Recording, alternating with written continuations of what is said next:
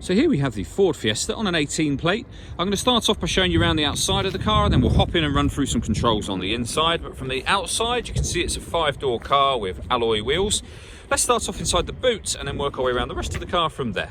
So as we approach the boot, you'll see we have reversing sensors, plenty of boot space as well, along with that 60/40 split folding rear seat, should you need to increase that space even further.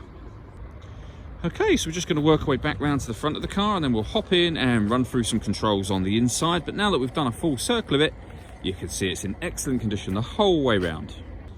Just briefly before we climb in, I think it's what we're seeing the interior from this exterior point of view. There's plenty to run through on the dashboard, so let's hop in and we'll do that right now.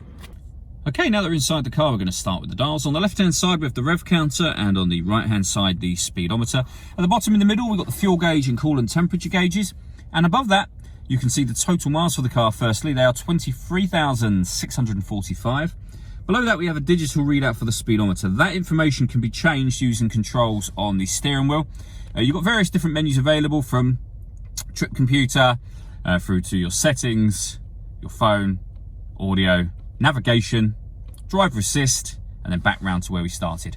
To make those adjustments, I was using these buttons just here. Below that, we have stereo and phone controls, including voice activation for the phone. So hit that button, ask it to dial anyone in your contacts list, and it will do that for you without you having to take your phone from your bag or pocket.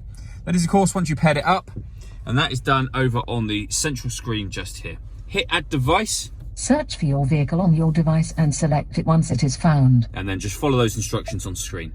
You'll see that this car has got satellite navigation. There's a full video showing how this works that can be found on our website and also on our YouTube channel as well.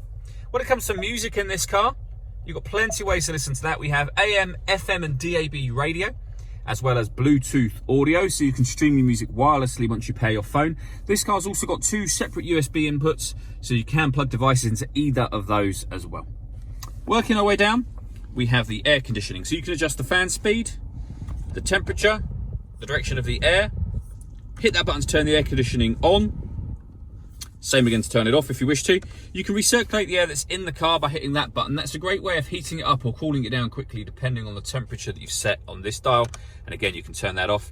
We have a heated rear screen and a proper dedicated heated front screen as well. We have the 6-speed manual gearbox, a 12-volt charging socket, and one of the 2 USB inputs I mentioned a moment ago. We can turn off the eco mode in the car. We can turn off traction control. And we can turn off stop and start. This car is designed to cut out when it's stationary in traffic, which will save you fuel. Hit that button and that system is now turned off. All that leaves me to say is thank you for taking the time to watch this video. If you'd like to come and see the car in person and have a test drive, please feel free to call any of our MJA sites. We'd love to hear from you soon.